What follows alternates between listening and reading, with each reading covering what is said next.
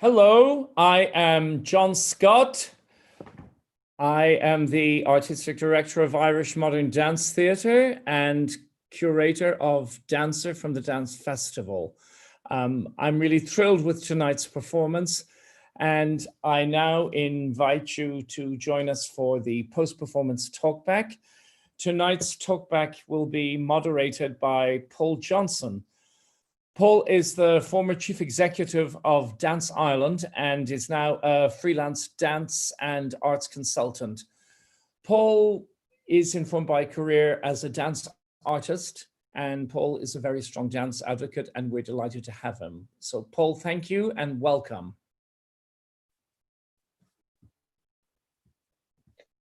Thank you, John, for that very kind introduction and welcome. It's a great pleasure to be involved in the festival for the second year, and I must have done a good job the last time. Got enough to be invited back to do this time. And I look forward to talking with the artists, and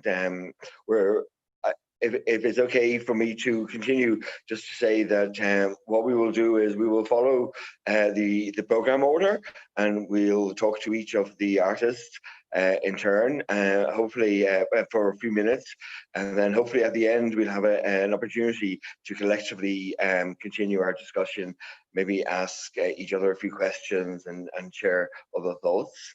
I'm very excited about tonight's program. Like last night's program, it's very diverse.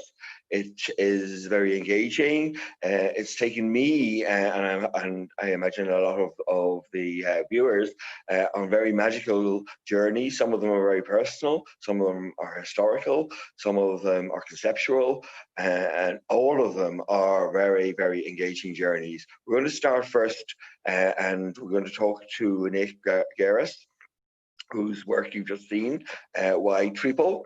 Hello, Nick. Hello, Paul. Hi, nice to meet you. To meet you again, actually. I think we have our paths have crossed quite a number of years ago with a mutual friend, colleague, Russia Going. Anyway, it's lovely to connect. Thank you for your beautiful piece. And indeed, I'm going to kick off. Why Triple? Why indeed? Well, I made this piece when I was an artist in residence at the University of Edinburgh in the Moray School of Education, the School of Scottish Studies, and the Traditional Dance Forum of Scotland. And there, I hadn't really been exposed to this idea of tripling, which is the indigenous Scottish word for percussive dance.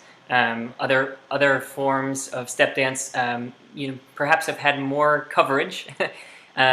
We think about especially percussive dance from where I'm from in the United States, either Appalachian clogging or American tap dance, or step dance from Canada, or maybe indeed Irish step dancing or Sean-Nós dancing. But tripling in Scotland was at one point in time a really widespread musical and dancical practice. And so I went looking for some archival material around what tripling could be and what it could look like. And fortunately, I stumbled across an incredible text called Traditional Dance in Scotland, which was written in 1964 by Tom and Joan Flett. And in this book, there are very specific diagrams and written instructions about the steps that people would have used in percussive dance in Scotland. And I've kind of been obsessed or a little bit fixated on this idea that so many different cultures have a percussive dance tradition.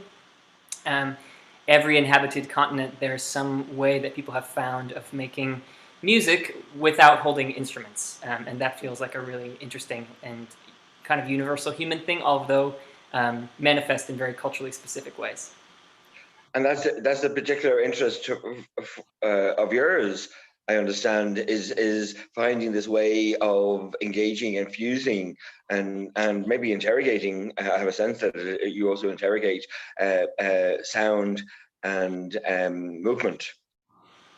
Absolutely, yeah. I'm really interested in the intersections and also the interstices of these traditions, and perhaps also the way that percussive dance, broadly speaking, can kind of queer our senses instead of the prioritization of the visual, the way that we have this cross-disciplinary practice of people making music that you can see and dance that you can hear.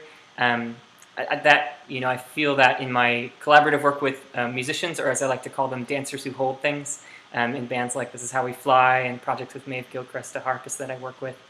So, but yeah, in this piece, obviously I was by myself, so I was really interested in, especially the articulation of those two pieces of repertoire at the end. So you hear the Strasbe, the Laird of Drumblare, which actually is an homage to Tommy Peoples from Donegal, and Jenny Dang the Weaver, which I learned from Scottish fiddle player Alistair Fraser.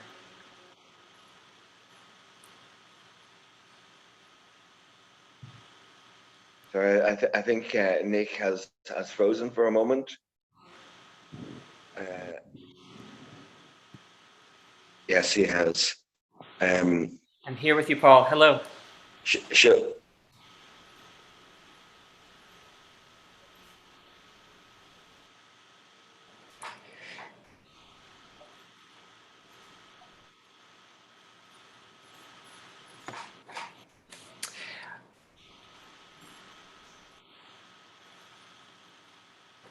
Hey, Nick, why don't you ask John to come on, and maybe you guys can talk for a bit while Paul's Wi-Fi gets together? Sure. Hi, John. Hi, Nick. Thanks so much for having me. Really, really great. And what else are you doing with yourself at the moment? Well, during what are any of us doing? I'm dancing in this space. This is my living room in Lansing, Michigan, and trying to imagine how to continue the movement that I make and the music that I make with my feet in this time. Trying to think about the ways that that music and dance can help act as forces to reveal oppressive and marginalizing violence, and the way that we can combat those through our movement and music. Yeah, those are the things that I've been thinking about lately. And we have Paul back. Paul? Yes, So, yeah, Nick and I, we were just talking, I mean, what a time in America and in the world, but in America, what's happening, and your dance is joyous and serious, but it's maybe tell us something about what is happening in the pandemic and in the violence and in everything else, how that's affecting what you're doing. Well, I think it's important to remember, and I've been sort of thinking about as well, that this violence has been occurring all along, but it's now just being filmed, right? We've seen police brutality against especially African-American Black people.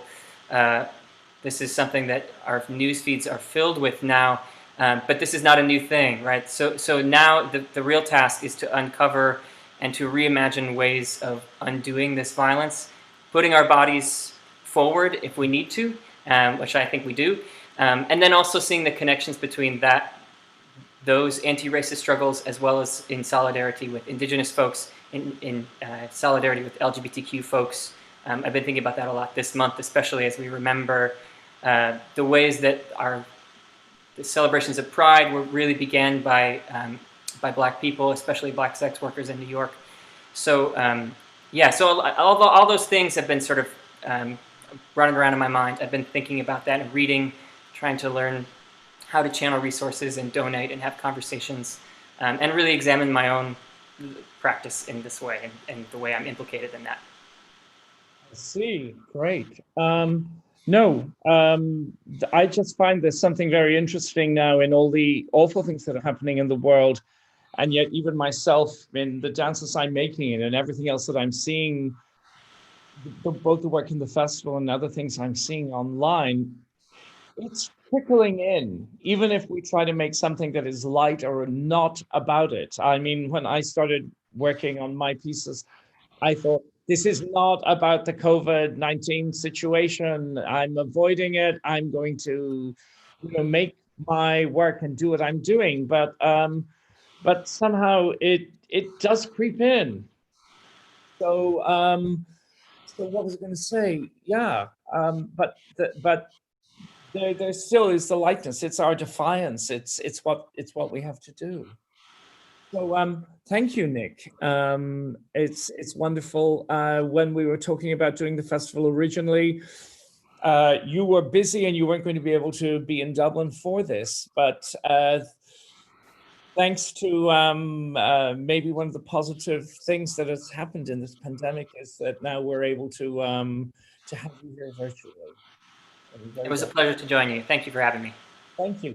And now next, I'd like to talk to Alex. So thank you, Nick. Paul has some issue with his connection, unfortunately. But Alex, are you there? Yeah, hi, John. So well done. Thank you. Waves is great. How was it?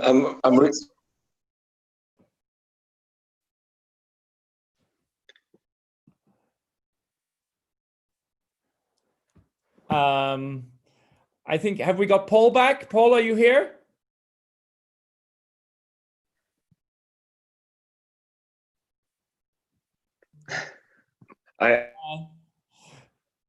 Apologies, everyone. I'm just having a few technical issues, and sincere apologies to Nick for cutting across them so dramatically. John, do you want me to continue? Oh, that would be wonderful. Yes. So Alex has just joined us. Yes. Hey, Paul. Hi, Alex.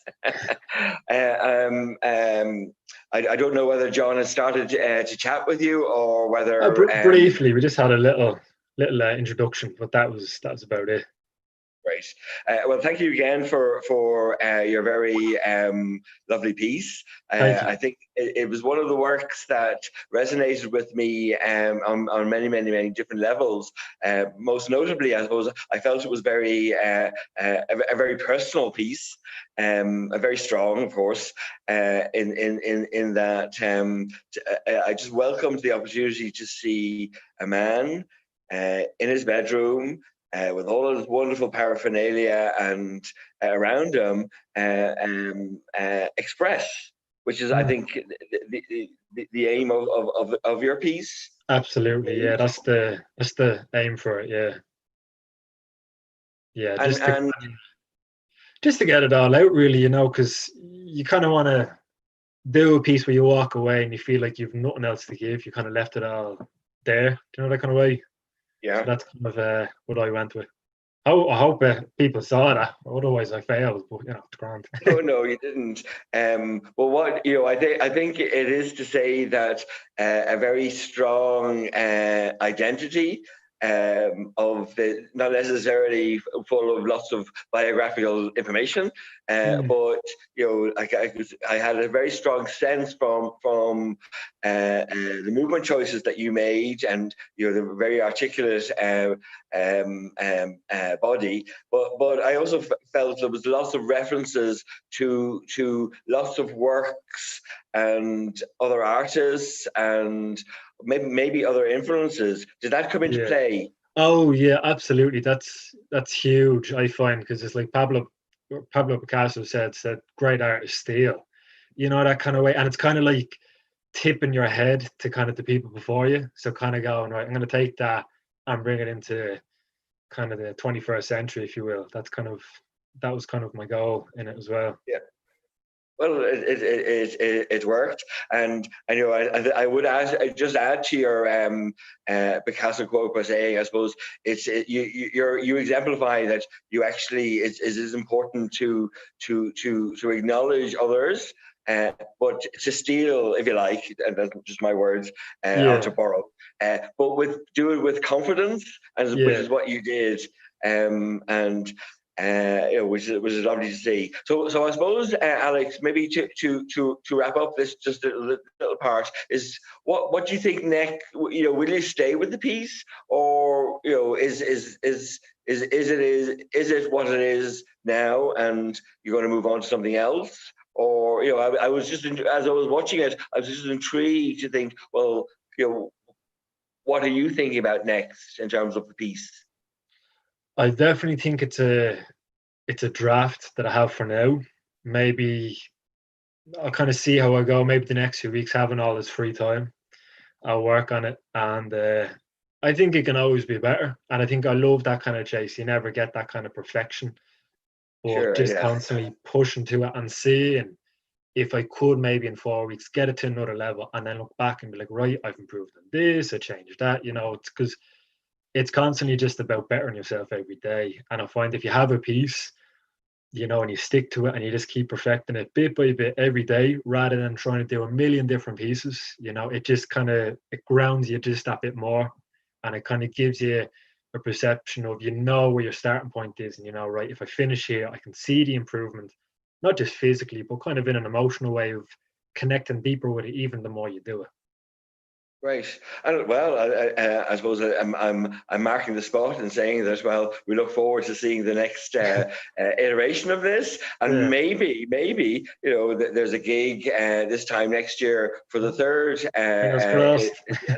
Fingers crossed for the third edition of Dancer from the Dance. Anyway, for the moment, Alex, lovely to chat to you, and we'll move on, and then we'll come back to you later on.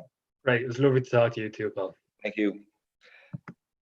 We're going to move on to Morgan Bullock, and who has, again, like Alex, has presented a new work. I didn't realize, Alex, that this was the premiere, the world premiere of the piece, or is it just the European premiere of the piece? Oh no, that was new. That was kind of the night before. I needed to do a new piece. I kind of, everything else I was doing, I just didn't like. So I thought I'd just challenge myself to do something new. Right.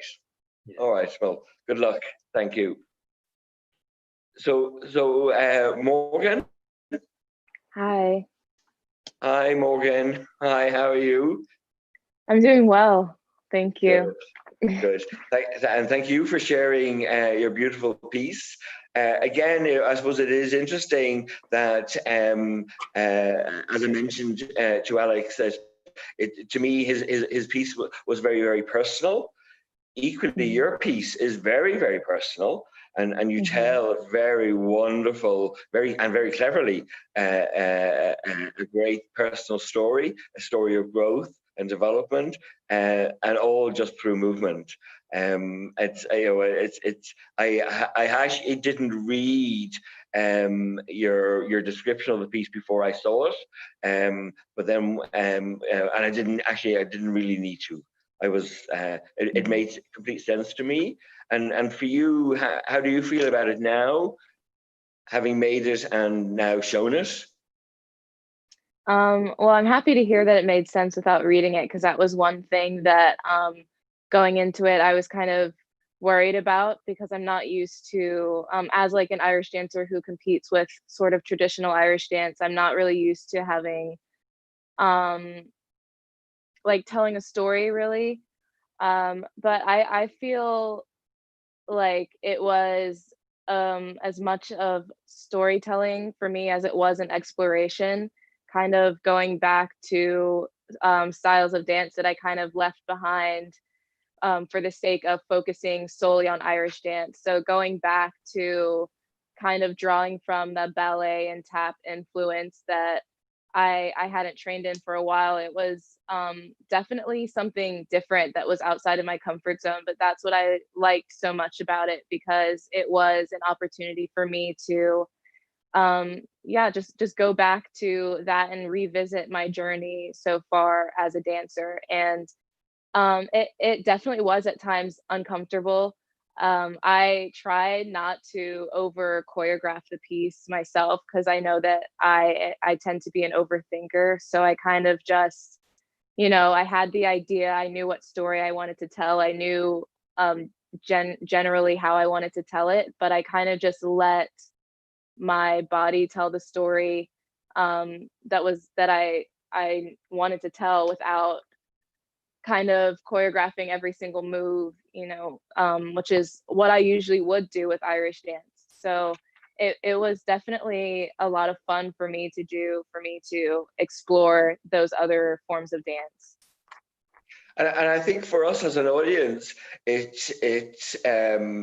I don't think it's we resonate with the ideas that you're exploring, because and this is from my own experience, is to say that I suppose what I really appreciated at the beginning of the piece, where the ballet vocabulary that you chose to use and your performance of it was exquisite, in that you just brought me back to being a little kid myself. And in those days, where I was hesitant, and you captured that lovely sense of a childlike sense, naivety, possibly innocence. Yeah.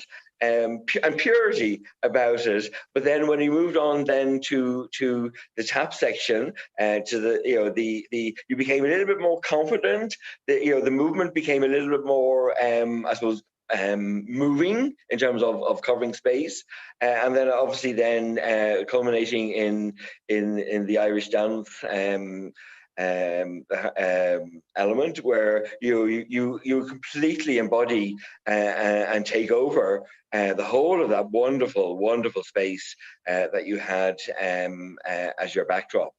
And just that progression, that journey, that I suppose that's what was meant at the beginning, was very, very clear to me. And do you think the piece now will continue to evolve, or will you move on to something completely different?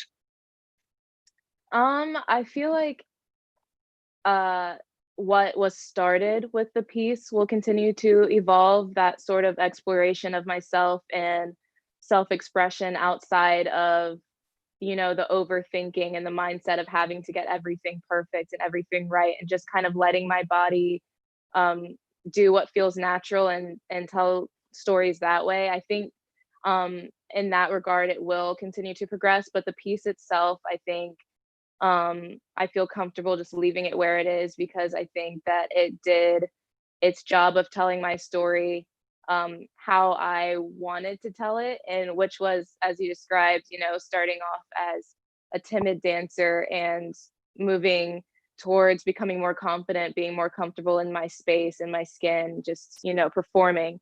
And it was really just, again, an opportunity for me to explore different ways that my body can move, without my arms by my side. Just it was something that I had kind of just left behind and moved on from. So I think now that I have that piece recorded and out there, it's gonna serve as kind of a thing to look back on, just to see how far I've come in a way, and it has inspired me to explore other ways of telling stories beyond just, talking. Great, thank you, and that's very eloquent way of ending this part of our conversation. Is to acknowledge that I suppose what the story that you're telling, is a story that will continue to evolve, but also, as I mentioned, I think it will continue to resonate with people. We look forward in Ireland to you coming and performing it live at some point. It was obviously great to have the recording, but it'd be even more special to experience it live in the theatre or wherever it is presented. But for now, Morgan, thank you very much for sharing some thoughts, and obviously stay with us, and we're going to move on to one of your other colleagues, Sean Curran. Thank you. Thank you.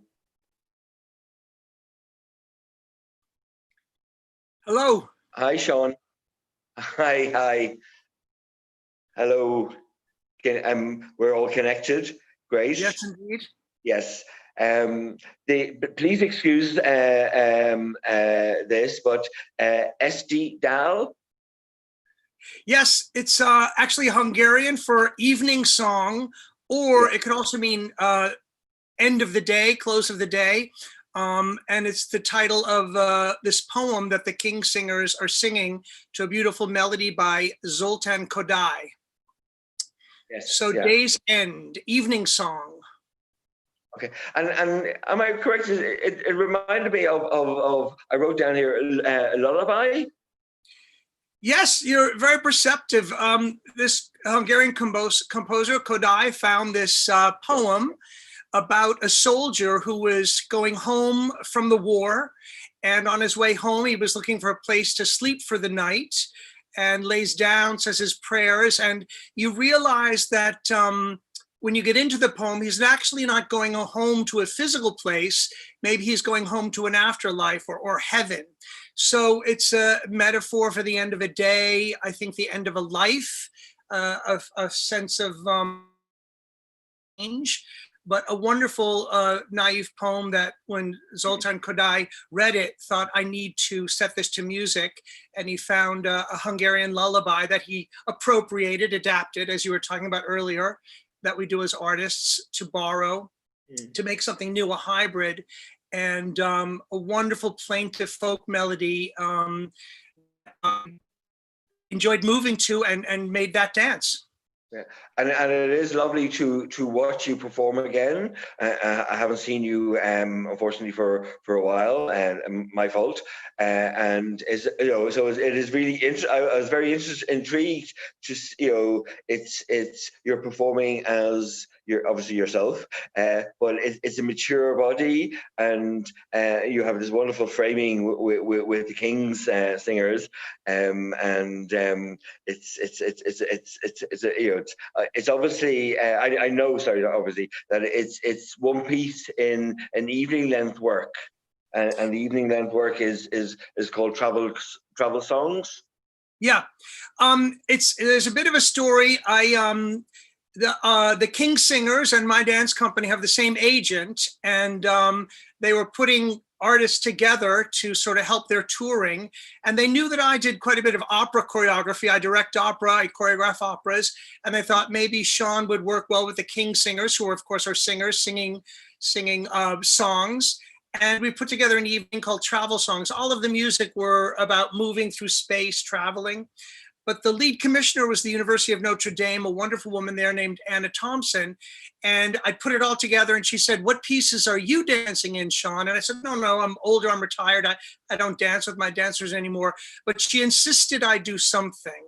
So I had to go through the King Singers catalog, find something that fit with this notion of traveling. And of course, going home, whether it's to a physical place or heaven, had an idea about traveling.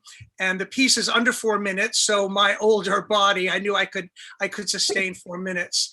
And we used it in the evening as a sort of and after the curtain call, I came out and danced with the King Singers. So it was sort of a bit of a afterthought. But I've done it ever since. It's about 10 years old. I thought it would be done for this one occasion, but I've done it at memorial services. I've done it on programs with my company, and it's a keeper. Some dances are transitional pieces. You try them out and you couldn't make the next dance until you did that one, but they're clunkers, basically. This one I keep on doing, it seems. And doing it very beautifully and very engagingly. But I am intrigued that, by this notion of the overall piece and the elements are when you talk about travel, and you mentioned so an emotional travel, physical travel, conceptual travel, metaphysical travel. Yeah, in the evening, hopefully I hit all of those ways of traveling, transforming, moving through space. Okay. Yeah. It was one of the King Singers who realized we were looking for a title for the evening. I picked out music I liked, I made dances, and then of course presenters, the agents, the publicists, they want a way to sell this. And it was one of the King Singers who said, each one of these songs are about moving through space or time, and so why don't we call the evening Travel Songs? So it seemed like a wonderful title for an evening of different dances to different composers from throughout time. And I feel like in all great art, there's a sense of transformation or change, whether it's a catharsis for the performer, or the audience leaves different to the way they came in. I'm a music-driven guy. I make dances because I love music so much. And I'm not a storyteller. I don't imitate scenes from life or tell stories the way the Irish are known so well to do that. But I feel as dancers, what we do is an abstract visual language. And if I can rouse emotion in a viewer the way a composer or a musician can rouse emotion through listening, then I feel like I've done my job. So it's about emotion. It's about moving to beautiful or interesting music, and about kind of suspending time. And I like to say tickling the eyeball. Yes, and I think you have tickled many of our eyeballs, and very eloquently then put it in a context for us. I can't add any more other than to say thank you very much for sharing it, and I hope that you continue to share it with more and more people into the future. But for now, Sean, thank you very much, and we're going to move on to Fiona Quilligan. Hello, Fiona. Hi. Hi, Fiona. Hi. Yeah. I see my video seems to be gone. I'm just trying to start it. Okay, great. Yeah. But there we are. Hi. There Hi, you Paul. are. Yes. Hello. Hi. Nice to see you again. So your piece is called Covert Dances in Garden. I understand it's one of a number of pieces that you have made called Covert Dances. Is that correct? That is correct, Paul. I had been working on a number of pieces. I'd like to say, just before we get into lots of detail, just to congratulate everybody tonight on their performances. Very moved by all their work, and really excited by it during this very difficult time, I suppose you could say. So. Great, thank you very much for sharing that. And I suppose it does speak a little bit to your own particular piece, because the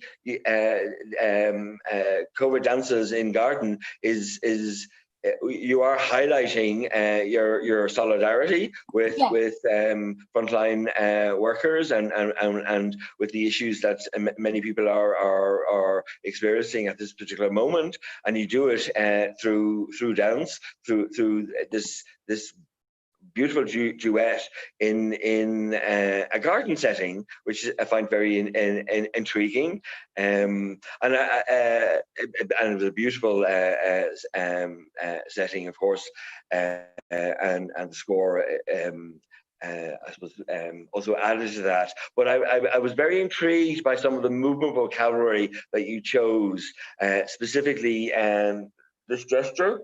And then also the reaching out. The reaching out. Can you just talk very briefly about those movement choices? Well, I was kind of thinking of the hand and mouth, and that sense of slightly sense of what would you call it? Just a sense of fear initially, or a sense of not knowing, disorientation, isolation, and then of course the hand was just a natural mask, protector. So that just grew into the piece. I had been sitting in different places, just working with my hands and my mouth. In fact, we did some zooming back and forth, and I sent them the zoom of all of the hand and mouth gestures. And it was quite funny, actually, because I was sitting at the table and I was sitting doing it. And then I just wrote on the text, I said, by the way, you're all standing and moving while you're doing this. So that was good. Fun. And it was interesting to see what they did. I like Sean. I like Sean Curran. I've long since retired dancing, thankfully. Yeah. it was great to see you and Olwen Grinley is the other performer in the piece, and it's I suppose it's very much a dance of our time, and it's great to see movement being embodied in such a way that actually speaks to our situation. So thank you very much for that. I'm just aware of just a clock time. So thank you, Fiona, for now. We're going to move on to Lucia, and then because I want us to have more of a general chat later on but I just need to move through people and then be able to come back. Is that okay? No problem at all. Great. Thank you for now, Fiona. We're going to move on, please, to Lucia Kickham. Hi, Lucia. Hi, Paul. Nice to see you. Nice to see you again, and thank you for a lovely piece of work.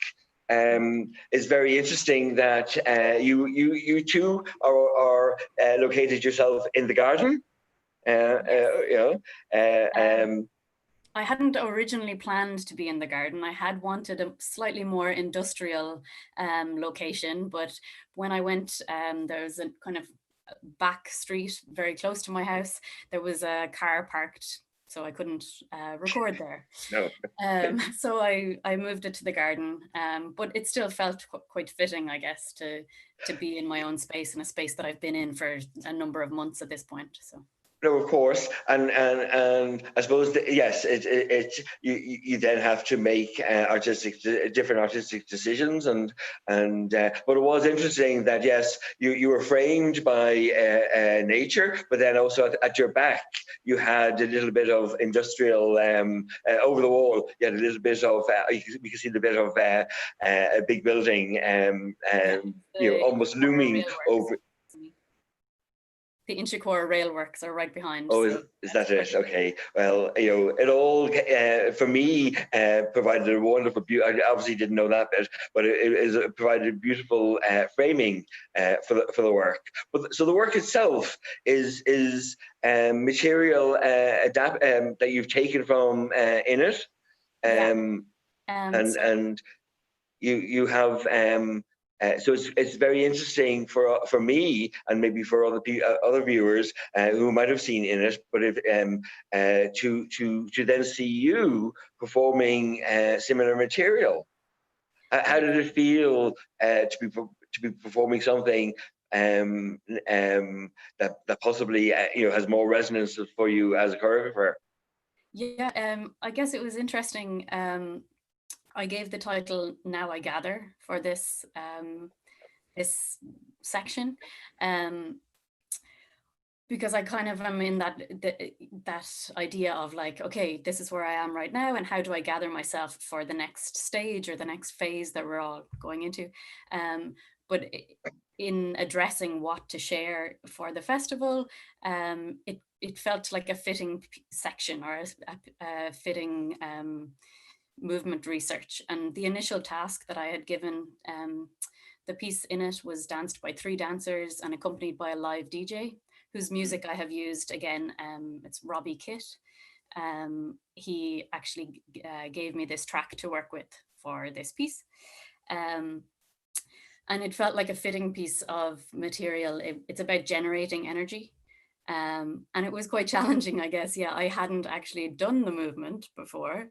And I looked back over videos and rehearsal videos, and also just the original task that I had given.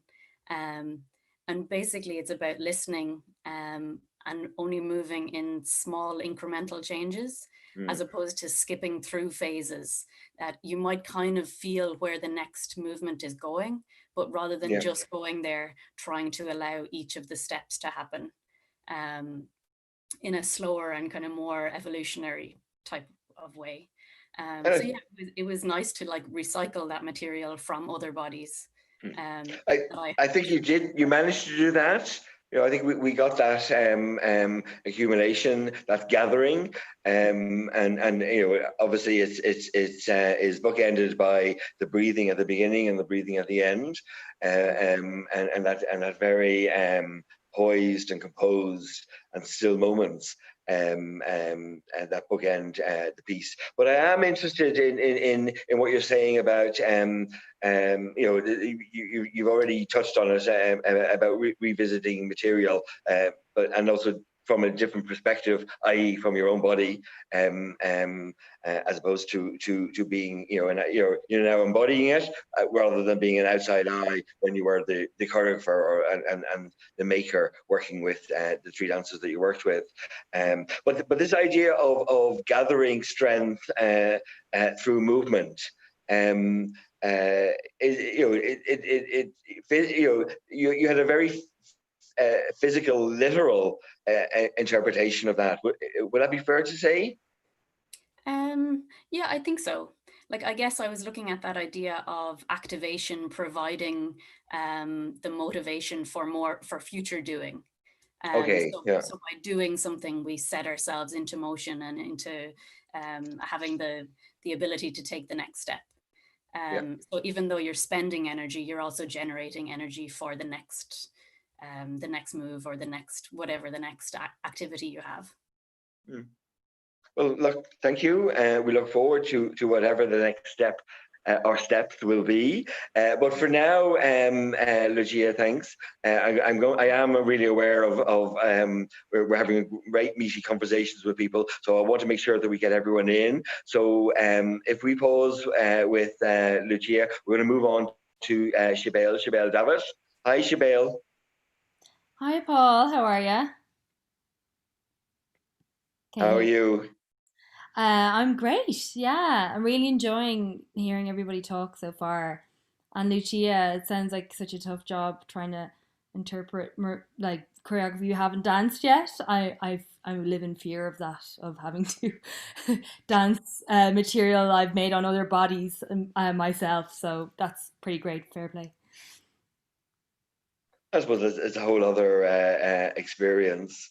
But it is interesting, maybe directly to carry on, that you're in your piece, you're dancing frustration. Yeah. Okay. Yeah. So can you explain that? Just what you mean by frustration in relation to the piece? Okay, yeah. So I originally performed this solo. It was a longer solo as part of Embodied in 2016 at the GPO.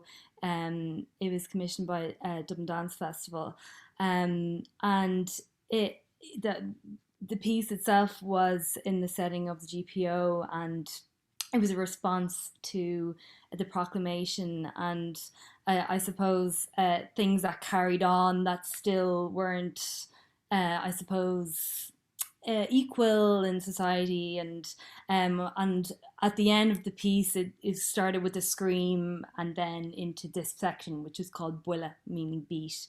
So it was all this big culmination of movement, and then this final dance was the end piece of the solo.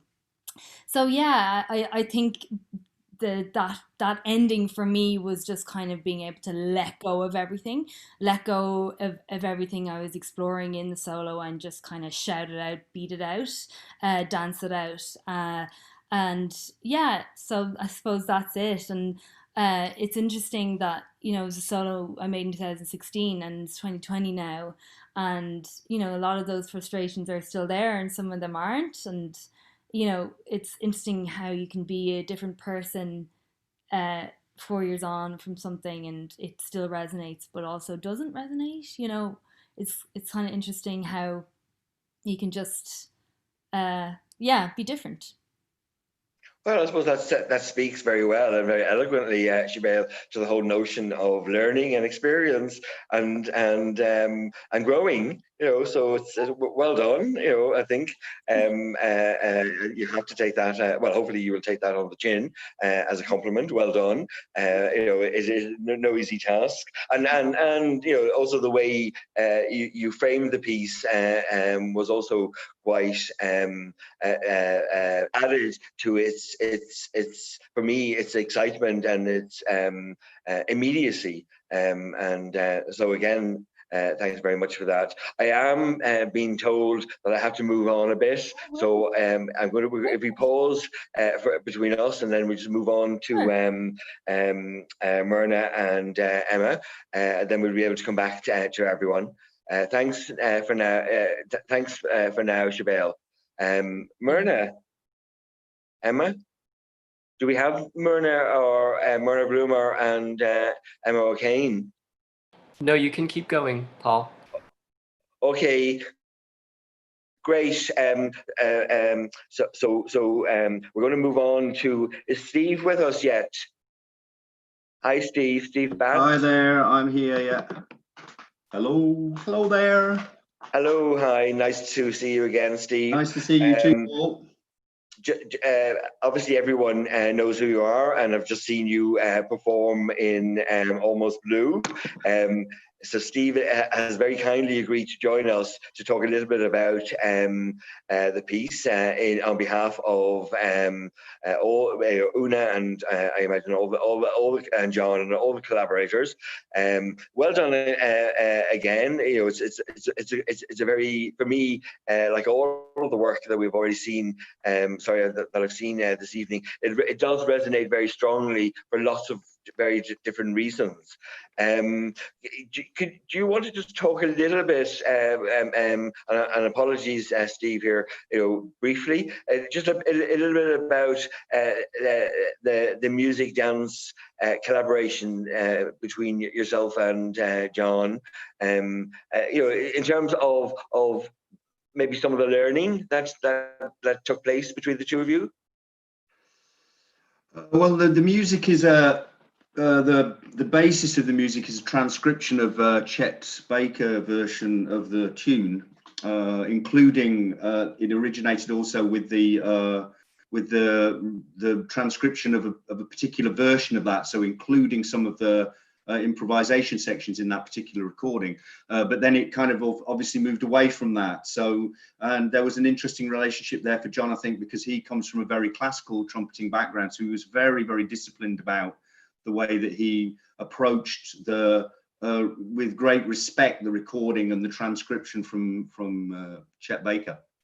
So it was very interesting to get to know that very, very particular recording of that piece of music, and then to hear it played by somebody else, and to kind of feel the way through it. And also it was very interesting because for me there's a big challenge, because it's the kind of mixture of the original version and the way that John was interpreting it and playing it became very difficult to know exactly where I was while I was dancing with it. So it was extremely demanding listening, to always know where in that progression we were, because also it's played as a complete trumpet solo, so you don't get the harmonic progressions through the tune are not there. The whatever, the piano part or the accompanying parts not there. So it's very, very, very demanding to have a sense of the musical time there.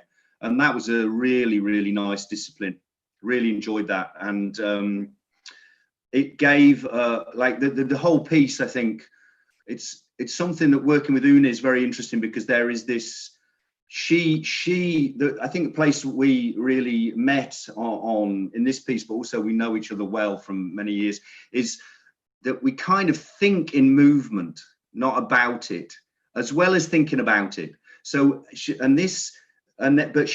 we have a very different kind of very incredibly fine, disciplined sense of discipline about how we work. So Una is very, very, very disciplined, but her form of discipline through which to mediate this, in a way, intuitive way of thinking in movement, where movement is thinking thinking is movement. It isn't a. It's not a functional activity or a symbol or a gesture or something. It's much more enriched than this. And I think the discipline, we enjoyed that so much, and John as well, because of his background, I think, as a classical player. We had this very, very strong connection on this sense of how do you discipline the intuition so that you make something that isn't trying to be everything, and also how do you preserve the integrity of that intuition when you are actually working very, very hard in great detail in different ways on something. And that's I mean, Una's work is to work with her, to see her dance, what I love about it is just that this thing of she does think in movement, and her movement is more and more and more, and I've seen it change over years, and now it's really embedded in the world and not in dancing. It's dancing, for sure, it's dancing because it has that movement discipline and that demand to follow the parameters of the dance to make sense as a dance, but it's rooted in very, very clear locations in the world which we share, rather than the world which dancers share only or primarily. And that I loved about working with her, and it's what I love when I watch her dancing. And I adore her. Her just, and when she dances, when she directed the piece, I felt totally it was an absolute joy to do it, and I hope we'll be able to do it more. So it's gorgeous thing. Well, we look forward to more and more performances. But thank you very much, Steve, for sharing very eloquently and very articulately those points. We're going to move on now to because I'm just aware of time, to Justine Doswell, and then we'll get in everyone at the end. Hi, Justine. Justine? Is she? I'm here. Hi, Paul. You're there, of course you are. I'm just putting my headphones in. Lovely. How are you? I'm very well, thank you, and all the better for watching another lovely, amazing evening of original, innovative, arresting, challenging dance. And that's by way of that's extended to everyone, of course. But in a little bit, it's directed towards you. So I don't know exactly how to pronounce the title of your piece. Corvidad? Well, unfortunately, I didn't get to learn Latin at school, but Corvidae, I think. Okay, yeah, I'll buy that.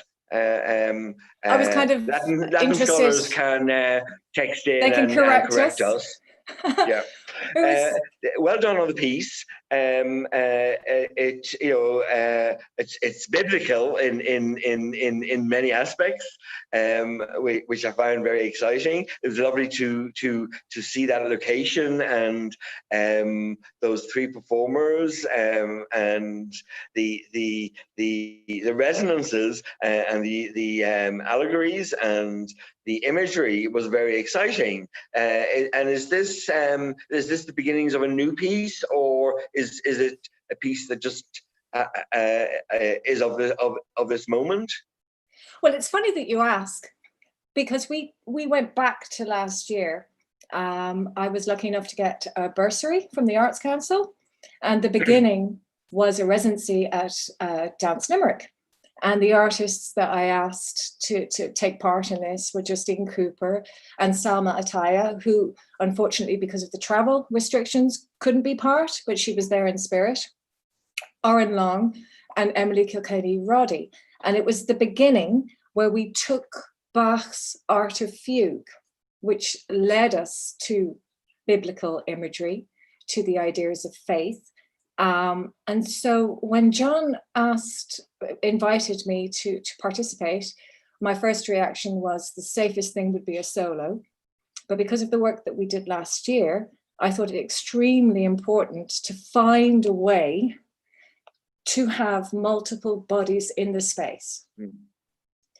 And it was interesting because I think the night, not last night, but the night before, it was this talk of how can we function together but apart.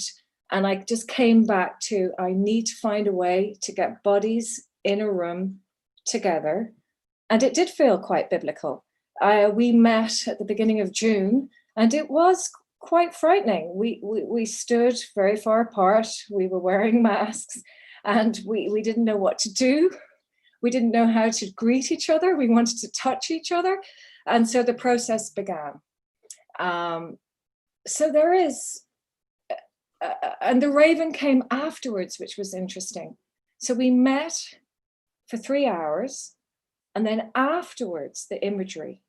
And I had a dream about a raven. I was talking to a good friend, a mutual friend, Rebecca Riley, Becky, and the Scottish play, John, the Scottish play, the play that starts with an M. The raven himself is horse that croaks the fatal entrance of Duncan. And I didn't think that, originally I thought we were going to have to wear surgical masks during performance.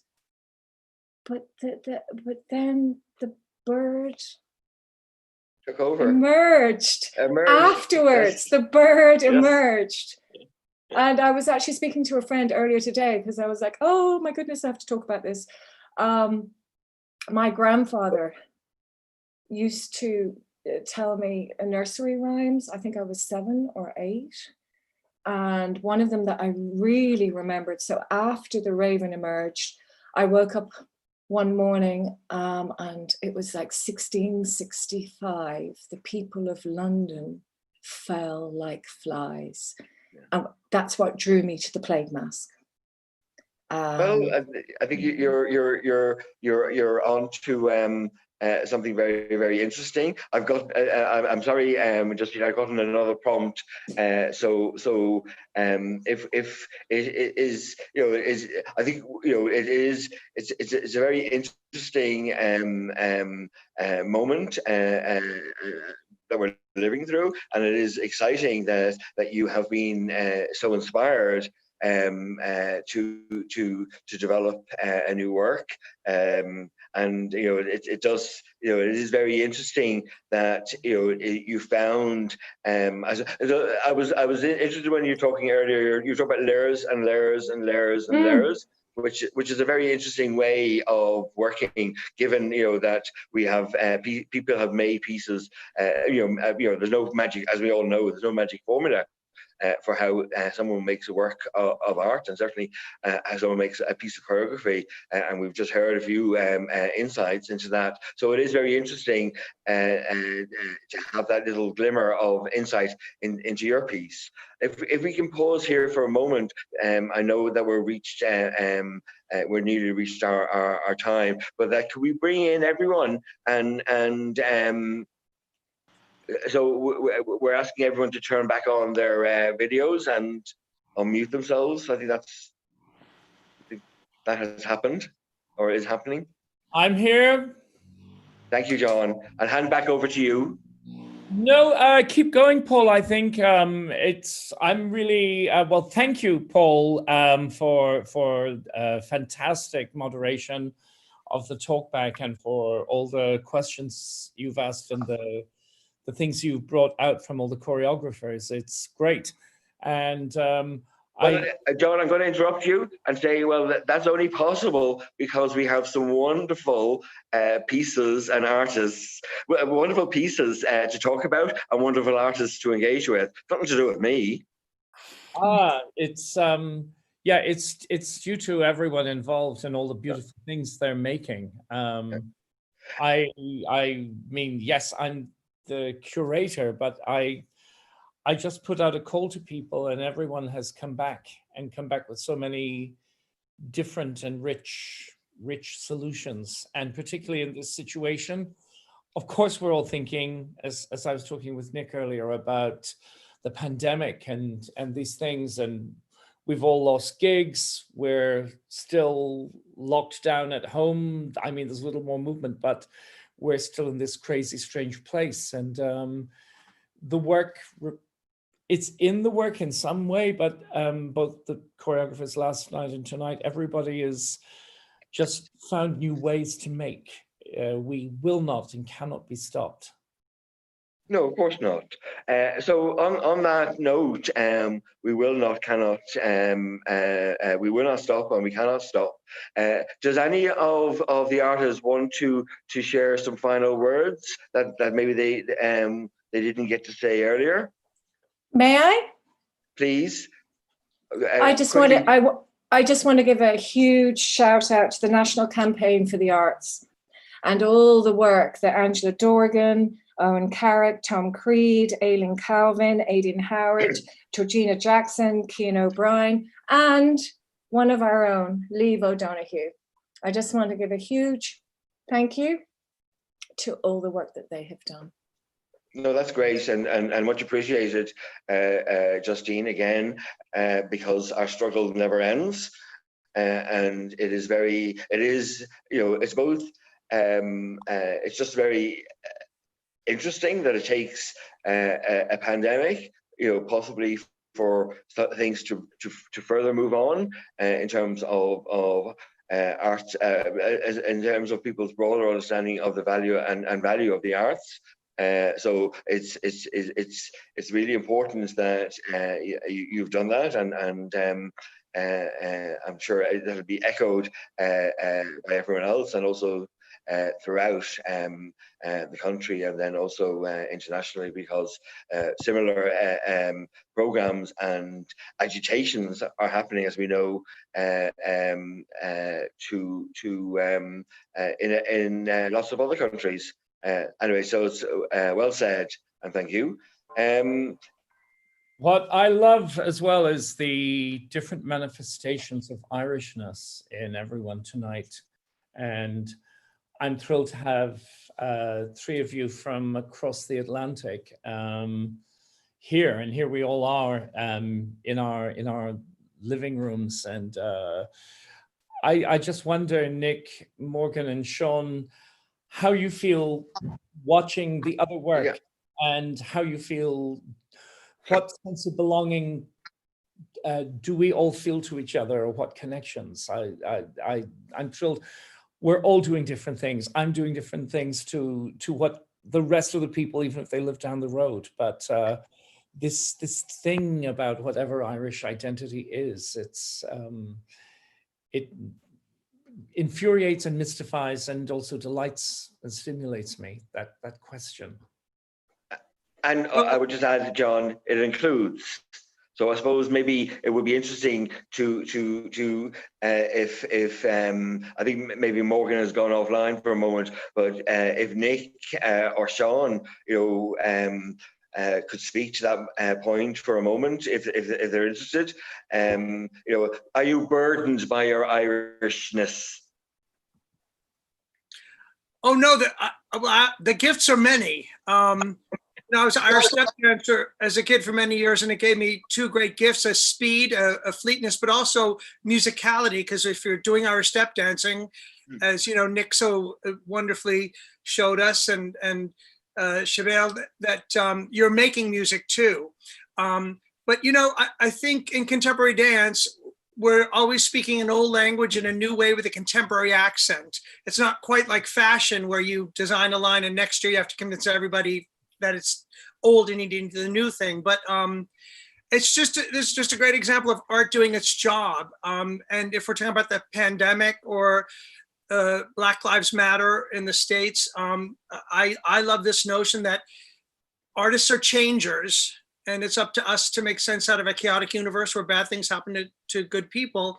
And although I jokingly describe myself as a collapsed Catholic, I'm more in the atheist camp, I feel that to dance is to pray.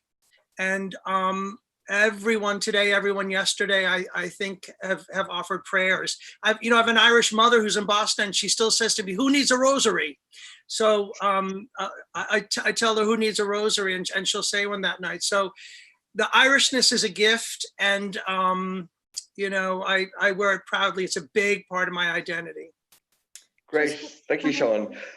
Just a Morgan's here.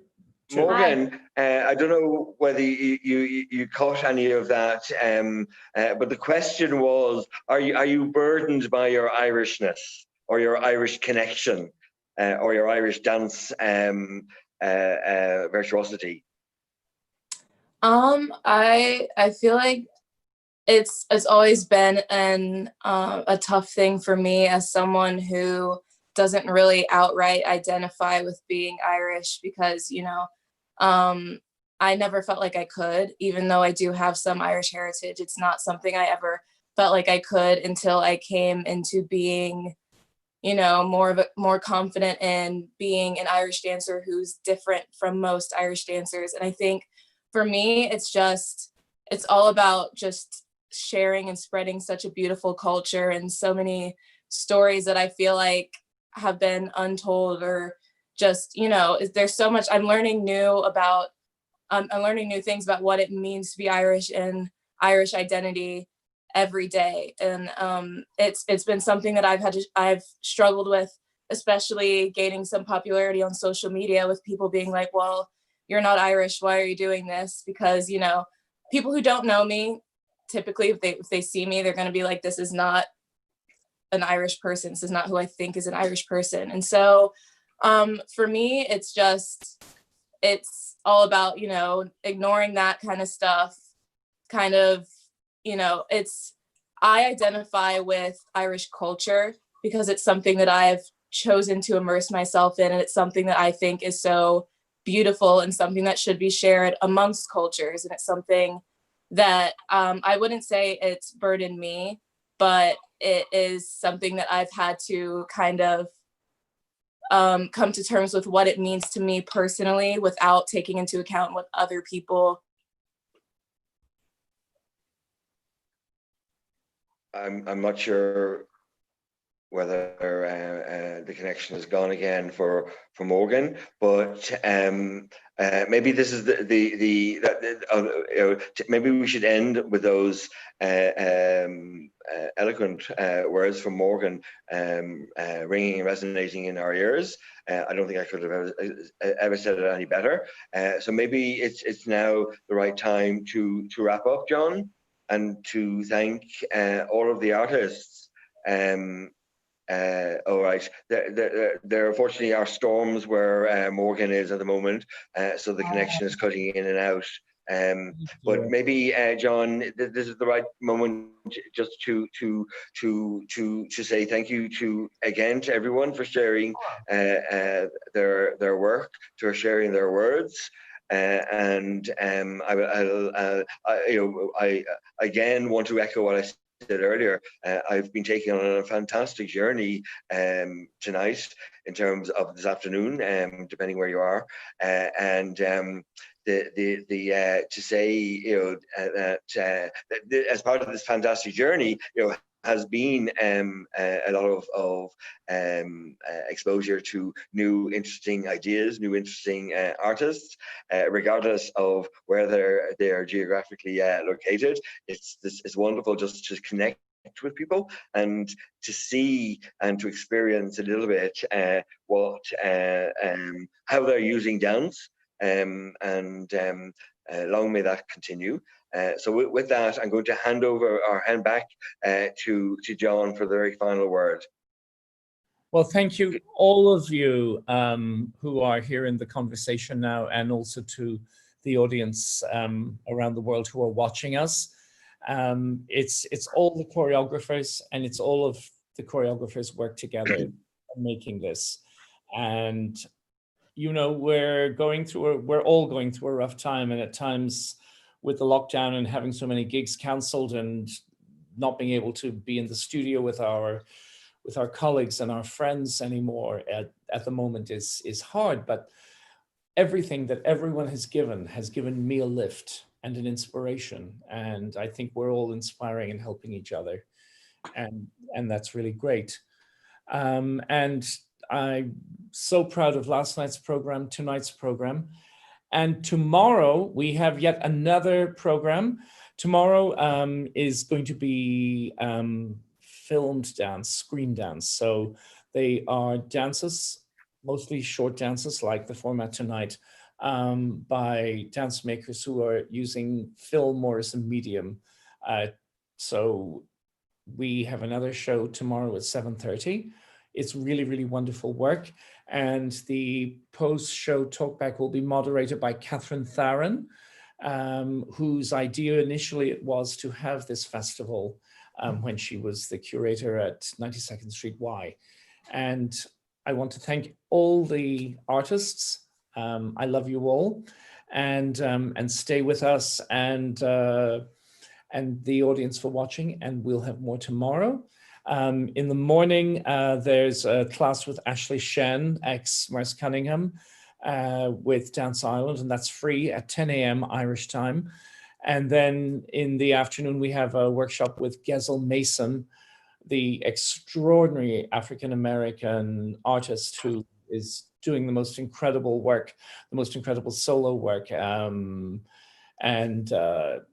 Gezel is teaching a workshop based on one of her solos and making material, and that's also free, and you register through Dance Island. And then we have the Dance on Screen and another talkback. So thank you all, and thank you to all our sponsors as well, and until tomorrow night. Thank you and good night. Thank you, John. Thank you. Good night. Bye, everyone. Bye. Good night. Bye.